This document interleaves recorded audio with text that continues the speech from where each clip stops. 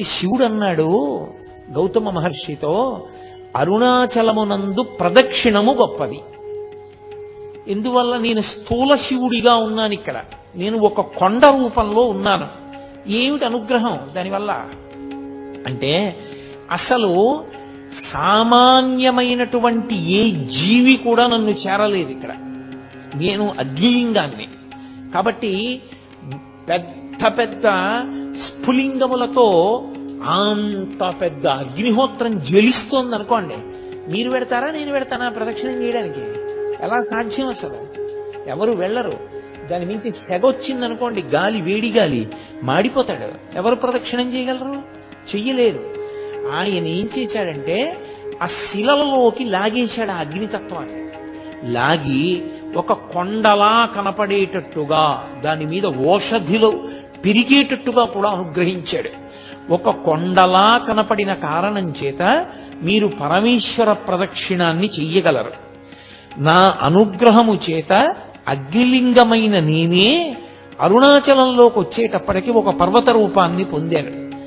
ఈ పర్వత రూపాన్ని పొందిన కారణం చేత ఇక్కడ ఎవరు ప్రదక్షిణం చేస్తానని నిర్ణయం చేసుకుని బయలుదేరుతాడో వాడు కొన్ని కోట్ల కోట్ల కోట్ల కోట్ల జన్మలెత్తితే తప్ప అసలు ఆ సంకల్పమును పొందడు.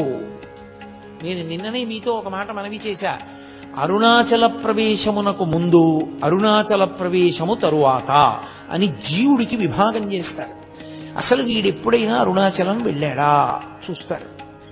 అరుణాచలం వెళ్ళాడు, ఆ జీవుడి స్థాయి వేరు. అరుణాచలం వెళ్ళలేదు, ఆ జీవుడి స్థాయి వేరు. ఇప్పుడు అరుణాచల ప్రవేశం చేశాడు, గిరి ప్రదక్షిణం చెయ్యాలి, ఆ గిరికి ప్రదక్షిణం చెయ్యాలి తాను. ఆ కొండకి ప్రదక్షిణం అంటే శివుడికి ప్రదక్షిణమే. ప్రదక్షిణం అన్న మాటకు అర్థం మీరు బాగా గుర్తుపెట్టుకోవాలి. ఏ బిందువు దగ్గర మీరు బయలుదేరారో తిరిగి ఆ బిందువు దగ్గరికి వచ్చేయాలి. కుడి చేతి వైపుకి మీకు కొండ ఉండాలి, ఉండేటట్టుగా తిరిగి రావాలి. అలా తిరిగి వస్తే దానికి ప్రదక్షిణం అని పేరు. ఆయన అన్నాడు, కలియుగంలో ఈ అరుణాచల పర్వతం చుట్టూ ఎవరు ప్రదక్షిణం చేస్తారో వాళ్ళందరికీ కూడా 100 అశ్వమేధములు 100 వాజపేయములు చేసిన ఫలితం వేస్తారు. అశ్వమేధయాగం అసలు నిజానికి కలియుగంలో లేదు. కలియుగంలో అశ్వమేధయాగం సంకల్పం చెయ్యడానికి అధికారం లేదు, చెయ్యకూడదు. ఎందుకంటే నిషేధింపబడింది. అశ్వమేధయాగంతో సమానమైనటువంటిది ఒకటి ఉంది, అది చేస్తే అశ్వమేధయాగ ఫలితం ఇచ్చేస్తారు. వాడు అశ్వమేధయాగం చేశాడు అని ఫలితం ఇస్తారు. ఏదది? అనాథ ప్రేత సంస్కారం. అనాథ ప్రేతానికి సంస్కారం చేస్తే వాడు అశ్వమేధయాగం చేశాడు అని ఫలితం వేస్తారు. 100 అశ్వమేధయాగముల యొక్క ఫలితాన్ని గిరి ప్రదక్షిణం చేసిన వాళ్ళకి వేస్తానన్నాడు. 100 వాజపేయములు చేసినటువంటి ఫలితాన్ని గిరి ప్రదక్షిణం చేసిన వాళ్ళకి వేస్తానన్నాడు. అంటే దాని ఉద్దేశ్యం, అసలు అరుణాచలం అనేటటువంటి క్షేత్రం ఒకటి ఉంది, దానికి ఇంత ప్రాశస్త్యం ఉన్నది, పరమశివుని యొక్క పరిపూర్ణమైన అనుగ్రహం ఉన్నది, అక్కడికి వెళ్ళాలనేటటువంటి కోరిక పుట్టడం జరగదు. ఎందుకని? అసలు కొన్ని కోట్ల జన్మలెత్తితే తప్ప అరుణాచల పర్వతం గురించి తెలుసుకోడు. అరుణాచల వైభవం అన్న మాట వినడు. కాబట్టి పక్కన పెట్టేయి. విన్నాడు, అది మనసులో హత్తుకుని అరుణాచలంలోకి ప్రవేశిస్తానన్న మాట అన్నాడు పో, అహంకారం వదల్లేడు. ఏదో ఒకటి వెంట పెట్టుకుంటాడు. వెంట పెట్టుకుని నేనింత వాణ్ణని డాంబికానికి పోయాడా ఆయన లోపలికి రానివ్వడు. అహంకార పరిత్యాగం చేశాడా లోపలికి రానిస్తాడు. అందుకే అరుణాచలంలోకి వెళ్ళాడు అంటే వాడికి ఏదో అధికారం ఉంది, పరమేశ్వరానుగ్రహాన్ని పొంది ఉన్నాడని గుర్తు. అందుకే లోపలికి రానివ్వరు. అటువంటి క్షేత్రాల్లో పరమ ప్రఖ్యాతమైన క్షేత్రములు అరుణాచలము, కాశీపట్టణము, ఇవన్నీ. ఎందుకని? అగస్త్య మహర్షి స్కాంద పురాణంలోనే కుమార సంహితలో చెప్తారు, ఎన్నో క్షేత్రాలకు వెళ్ళి నమస్కారం చేసినటువంటి పుణ్యము పరిపాకమైతే కాశీపట్టణంలోకి రావడానికి అర్హత వస్తుంది. అసలు అన్ని క్షేత్రాలకి జీవుడు ఎప్పటి నుంచో వెడుతుంటే ఆ ఫలితం ఉంటే తప్ప కాశీలోకి వెళ్ళలేడు. కుదరదు, వదలబమ్మన్నారు. ఇక అరుణాచలం తత్తుల్యం, అంత గొప్పది. అరుణాచల ప్రవేశము అంత తేలికైన విషయం కాదు. కాబట్టి ప్రదక్షిణం అన్న మాటకు అర్థం ప్రదక్షిణం. స్కాంద పురాణాన్ని ఆధారం చేసుకుని భగవాన్ రమణులు అందరికీ చెప్తూ ఉండేవారు. ఎవరు అరుణాచలం వెళ్ళినా రమణుల దర్శనానికి వెళ్ళేవారు. ఆయన అనేవారు, మీరు గిరి ప్రదక్షిణం చేశారా అని అడిగేవారు. చెయ్యలేదు, వెళ్ళండి గిరి ప్రదక్షిణం చెయ్యండి అనేవారు. కొంతమందితో ఆయన గిరి ప్రదక్షిణం చేశారా అంటే వెడుతున్నాం అనేవారు. ఓ 2 గంటలు అయ్యేటప్పటికి మళ్ళీ కనపడేవారు. వెళ్ళారా? వెళ్ళొచ్చేసామండి అనేవారు. ఎలా వెళ్ళారు? 14 మైళ్ళు. ఎలా పెడతారు అంత తొందరగా అంటే గుర్రబండి మీద వెళ్ళామండి అనేవారు. ఆయన నవ్వి అనేవారు, ప్రదక్షిణ ఫలితం గుర్రాందా మీదా అనేవారు. ప్రదక్షిణం గుర్రం చేసింది, నువ్వు గుర్రం మీద ఎక్కి కూర్చున్నావు, నీకెక్కడి నుంచి వస్తుందా ఫలితం? రాదు. కాబట్టి నువ్వు నడిచి వెడితే నువ్వు ప్రదక్షిణం చేసినట్టు. ఒకనకొకప్పుడు ధర్మకేతు అని ఒక మహారాజు, ఆయన గుర్రం మీద ప్రదక్షిణం చేస్తుంటే ఆ గుర్రం బడలిపోయి కింద పడిపోయి అది అంతర్ధానం అయిపోయింది. ఇదేడు గుర్రం అంతర్ధానం అయిపోయింది అనుకున్నాడు. ఆ గుర్రం ప్రదక్షిణం చేసిన కారణం చేత పరమేశ్వరుడు దాన్ని తన గణములలో ఒక గణానికి ఆధిపత్యం ఇచ్చాడు. అది కైలాసానికి వెళ్ళిపోయింది. అశరీర వాక్కు విని ఆ ధర్మకేతు బుద్ధి తెచ్చుకొని తాను కూడా ప్రదక్షిణం చేసి ఒక గణానికి ఆధిపత్యాన్ని పొందాడు పరమశివుడి దగ్గర. అరుణాచలంలో గిరి ప్రదక్షిణం అంటే అంత గొప్పది. మహర్షి అందుకే ఒక మాట చెప్తుండేవారు, ప్రదక్షిణం. ప్ర అంటే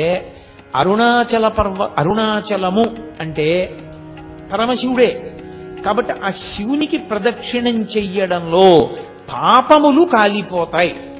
ఈ మాటని మీరు కొంచెం జాగ్రత్తగా అర్థం చేసుకోవాల్సిమండి.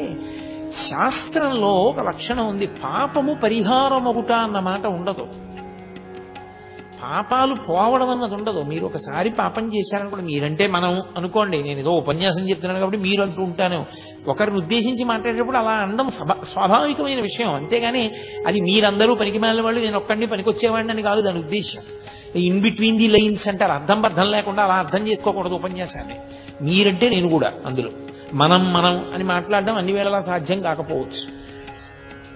ప్రదక్షిణం చేయడంలో పాపనాశనము అన్న మాటకి గొప్పతనం ఎందుకు వచ్చిందంటే, ఒక పాపం చేస్తే ఆ పాపం పోదు, అది అలా ఉంటుంది. అది అలా ఉండి ఫలితాన్ని ఇస్తుంది. పుణ్యం చేశారనుకోండి, పాపం చేశారనుకోండి, పాపం పుణ్యాన్ని కొట్టదు, పుణ్యం ఉంటుంది. పాప పుణ్యములు రెండూ ఏకకాలంలో అనుభవించవచ్చు. ఎప్పుడు? భయంకరమైన పాపములు చెయ్యలేదని గుర్తు ఏమిటంటే, పాపము పుణ్యము ఏకకాలమునందు అనుభవిస్తూ ఉంటాడు. పుణ్యం ఉంది, బోలెడన్ని పళ్ళు పుచ్చుకుంటూ ఉంటాడు. ఎందుకు పుచ్చుకుంటాడు? ఆయన మీద గౌరవంతో పట్టుకొచ్చి ఇస్తూ ఉంటారు పళ్ళు. ఆయనేం అడిగాడని కాదు దాని ఉద్దేశ్యం. కానీ ఆయనకు ఒక పాపం ఉంది గతంలో చేసింది, అది ఆయనకి షుగర్ రూపంలో ఉంది, మధుమేహ రూపంలో. ఆయన ఒక్క పండు తినడు. నవనవనవలాడిపోతున్నటువంటి పళ్ళు, అత్యంత వెలపెట్టి కొనవలసిన పళ్ళన్నీ ఆయన దగ్గరికి వస్తాయి. ఆయన మాత్రం ఒక్క పండు తినలేడు. తినలేకపోవడం పాప ఫలితం. చూసి కూడా అబ్బా ఎంత బాగున్నాయో అనుకుని అక్కడ పెట్టడమే, అది పాప ఫలితం. పుచ్చుకోగలగడం, ఆ గౌరవం పుణ్య ఫలితం. ఏకకాలమునందు అనుభవిస్తున్నాడా లేదా? అనుభవిస్తాడు. అది మహాపాతకం అనుకోండి. అప్పుడు అలా కలపరు, కుదరదు. దాని ఫలితం అది ఇవ్వడం మొదలు పెడుతుంది, దీని ఫలితం ఆగిపోతుంది, పుణ్య ఫలితం ఆగిపోతుంది. ఆగిపోగానే భయంకరమైనటువంటి స్థితిలోకి జారిపోతాడు. ఇదే సుందరకాండలో స్వామి హనుమ చెప్తారు, తదేవ ఫలమన్వేతి ధర్మస్య ధర్మనాశన ప్రాప్తం ధర్మఫలం తావద్భవతా నత్ర సంశయ అంటారు. పాపములను కాల్సరు, పాపం అలాగే ఉంటుంది. విశేషమైనటువంటి ఈశ్వరానుగ్రహము కలిగినటువంటి ప్రదేశములలో ఈశ్వరుడే ప్రమాణం చేశాడనుకోండి, నేను కాల్చేస్తానన్నాడు అనుకోండి, అప్పుడు కాల్చేస్తాడు, అప్పుడు తీస్తాడు. అది జీవుడికి పరమ అదృష్టం. అది ఎలా పోతుందండి? అలా కుదరదు. అలా ఎలా పోతాయి? చేసిన పాపాలేం పోవు, పట్టుకుని ఉంటాయి అలాగా. ఆ పాపములను కాలుస్తారు. ఎప్పుడు? అరుణాచలంలో గిరి ప్రదక్షిణానికి వెళ్ళినటువంటి వాడికి. ఎలా ప్రదక్షిణం? నేను ఇందాక చెప్పినట్టు ప్రదక్షిణం చేస్తే, భగవన్నామం చెప్తూ వెడితే, నృత్యం చేస్తూ వెడితే. మహానుభావులు 1000 కన్నా ఎక్కువ మార్లు అరుణాచలానికి శరీరాన్ని నేల మీద పడేసి దొర్లిస్తూ పొర్లు దండాలు పెడుతూ ప్రదక్షిణాలు చేసిన వాళ్ళు ఉన్నారు. అంత అంత గౌరవంతో ఆ పర్వతానికి పరమశివ స్వరూపంగా ప్రదక్షిణం చేశారు. కాబట్టి అలా ప్రదక్షిణం చెయ్యడానికి నువ్వు ఉపక్రమించి ప్రదక్షిణం చేస్తే పాపములు కాలిపోతాయి.